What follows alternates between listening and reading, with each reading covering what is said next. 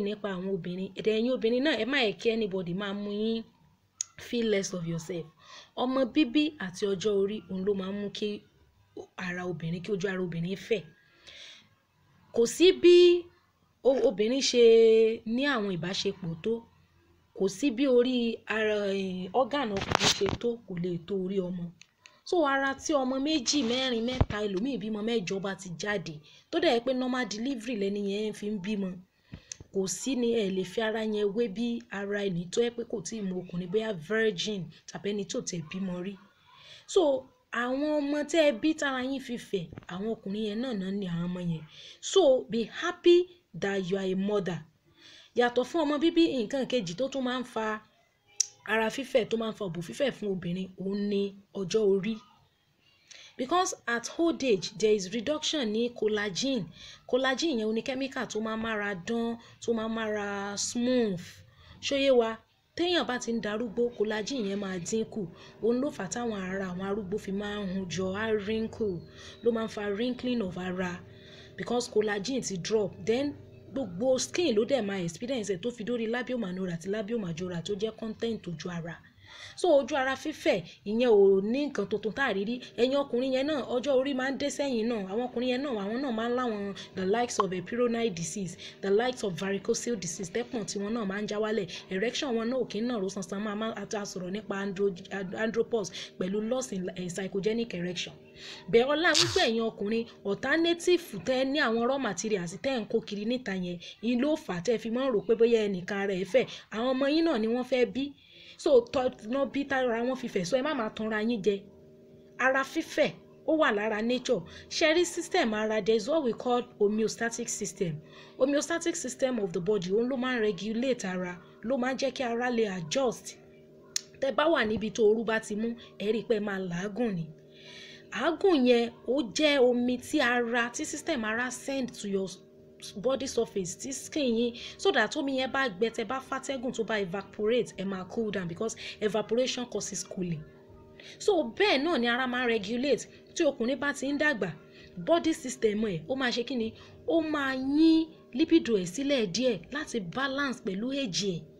Ìlà ṣe máa ń sọ pé all those things are natural. So fún obìnrin tẹ́ wá ń complain pé kíní kan ẹlòmíà ní ara ẹ̀ fẹ̀, ẹ má máa tanra yín. Ẹ̀yin ọkùnrin náà ní àìsàn àgbà. Even kí obìnrin ó má ti ìbímọ gan, tó bá ti ń dàgbà, as much as tí ara ẹ̀ bá ti ń wrinkle, ẹ lè expect pé kí elasticity yẹn wà bí ti kékeré. Now for this video to be helpful, àwọn nǹkan mẹ́ta ó ní wọ́n sọ pé èèyàn lè ṣe, because ẹ̀yin ọkùnrin nígbà tí a sọ̀rọ̀ nípa andropause, a sọ solution tí àwọn obìnrin lè ṣe láti help àwọn ọkùnrin ni. Àwa alternative fún obìnrin, nítorí pé ìbálòpọ̀ àwọn tó ń ti gbéyàwó ló wà fún, kò sí fún àwọn tó ń ti gbéyàwó. Gbogbo àwọn tẹ́ ń rí níta yẹn, ó kẹ́ pé nature àwọn ọkùnrin, nature wọn ó jẹ́ nǹkan tí èèyàn ò lè rí ṣàlàyé tán, torí ẹ ra àwọn Muslim friends wa wọ́n máa ń ní multiple wives because the nature of ọkùnrin. So alternative òun ni kí nǹkan tí èèyàn lè ṣe láti help at that time lèèyàn máa ń wá, èèyàn ń wá alternative kiri. Ẹ má máa tanra yín. Gbogbo àwọn raw materials sí àwọn obìnrin náà, táwọn náà bá bímọ, torí àwọn tí ìbímọ ni, táwọn náà bá ti ń bímọ ń sìn, the same effect náà ló máa wà lára wọn. So torí àwọn ọmọ àwọn side chick yẹn, torí wípé àwọn náà ò tí ì ṣàbíamọ ni, ẹ má máa tanra yín. Ọmọ bíbí ẹ̀bùn Ọlọ́run ni. So nígbà tí a sọ pé andropause bá setting, a sọ bí obìnrin ṣe lè help.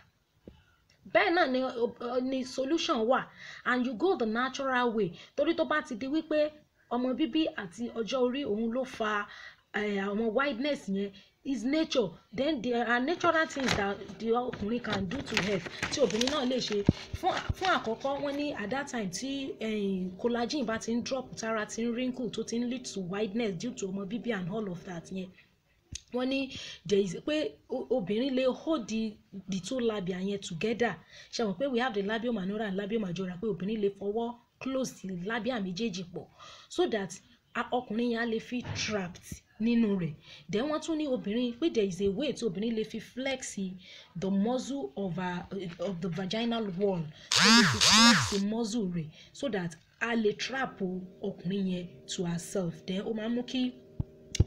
kò kí ń jẹ́ kẹ́ni yẹn ọkùnrin yóò fi ní feel wideness yẹn much fún èèyàn tó ti pé bíi 60 and above tó jẹ́ obìnrin tó dẹ̀ ti bá ọmọ tó pọ̀ the wideness yẹn ó wà inevitable kò ṣeé mú kúrò because age ni ṣóyè wá then wọ́n tún ní ìkẹta ní pé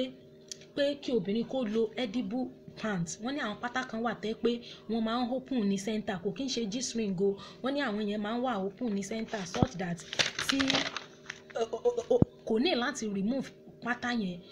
ó sì máa wà lára ẹ̀ so wọ́n ní tí ọkùnrin bá penetrate pẹ̀lú rẹ̀ wọ́n ní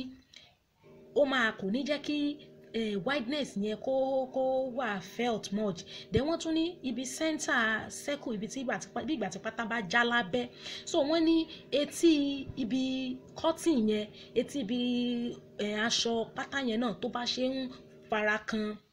organ ọkùnrin náà wọ́n ní ó tún máa ń jẹ́ kí erection last then wọ́n tún ní nǹkan míì ní pé the woman ó lè yẹ pátá pé kìí ṣe gbogbo ìgbà gan pé àti pé ara fẹ̀ àti para òfẹ̀ gan wọ́n ní kìí ṣe gbogbo ìgbà ló yẹ kí obìnrin máa bọ́ pátá dóko wọ́n ní because tó bá rọra yẹ sí ẹ̀gbẹ́ kan yẹn wọ́n ní tightness yẹn náà máa tún help ṣe mọ̀ pé èèyàn tó bá off tán gbogbo ẹ̀ máa ṣe gbagada ni pé ṣùgbọ́n tó bá jẹ́ pé rọra shift to a side wọ́n ní ìyẹn náà máa help because the tightness yẹn á wà níbẹ̀ compared to when she kuma remove completely wọ́n ní so ó lè yẹ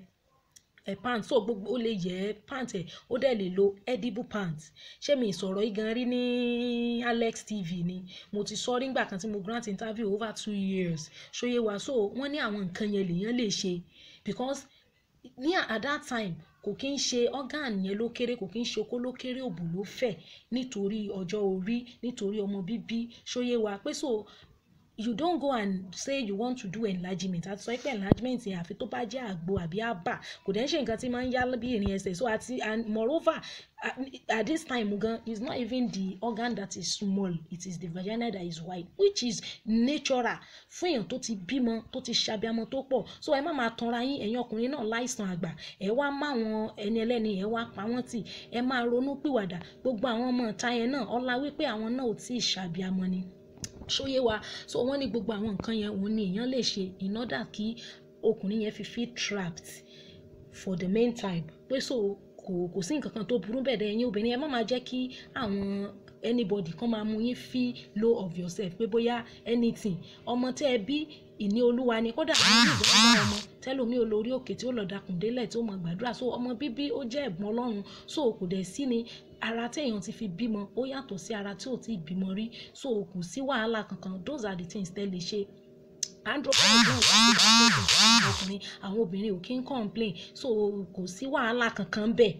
it's not a new thing whereby tá a rírí nature ni àdẹ̀tí máa ń sọ dáadáa pé ìbáṣepọ̀ ó wà fún àwọn tó ń ti gbéyàwó bẹ́ẹ̀ ni you can pray that God should settle you and God will do it ṣóyè wa even if you have urge as a single brother or as a single sister there is always self-control it's not a spirit that would come upon you and you lose control you understand you can read about it you know about it and you pray for grace to be able to wait on the Lord so as máa ṣe show fún single celibate though àti ṣe show fún our celibate but we still need to learn more because the more we read the more we learn so ẹ jẹ́ ká gbà fún Ọlọ́run ká dúró fún Ọlọ́run then ẹ̀yin ọkùnrin tẹ́ ẹ̀ ń kọ àwọn obìnrin yín tẹ́ ẹ̀ ń pa wọ́n tì ẹ̀ṣẹ̀ lẹ́ ń dẹ́ṣẹ̀ ni nítorí wípé nígbà míì gan tightness gan gbà míì gan wọ́n sọ wípé gan kò kí ń fi bẹ́ẹ̀ wà òkè gan much pé because lẹ́sẹ̀ rí ọkùnrin míì tẹ́ pé á fìyàwó rẹ̀ lẹ̀ tó jẹ́ virgin ló fẹ́ yàwó yẹn á lọ máa fẹ́ ọlọ́mọ mẹ́fà ọlọ́mọ mẹ́ta ọlọ́mọ méje ọlọ́mọ mẹ́jọ níta nígbà míì gan tó bá tightness gan bá pọ̀ jù gan kò tún fi bẹ́ẹ̀ wà okay much so try and balance because nature ló fà táwọn ìyá yẹn tó fi dàbí pé wideness ṣẹlẹ̀ wideness yẹn náà dẹ̀ better nígbà míì nítorí wípé àwọn míì ní organ tó tóbi so we need to repent and come back home gbogbo àwọn excuse tẹ́ fi ń torí ẹ̀ ló ń dẹ́ṣẹ̀ yẹn is not an excuse ẹ mọ̀ ó better kéèyàn wá ìmọ̀ ṣóyè wa so that is the solution go the natural way don't go the other way round ṣòye wàá rí i pé àwọn muslim friends wa gan tó bá fẹ́ fẹ́ yàwó wọn á fẹ́ normally ní kì í ṣe pé wọ́n máa kó wọn káàkiri because of nature ọkùnrin ṣòye wa so God will help us thank you so much guys.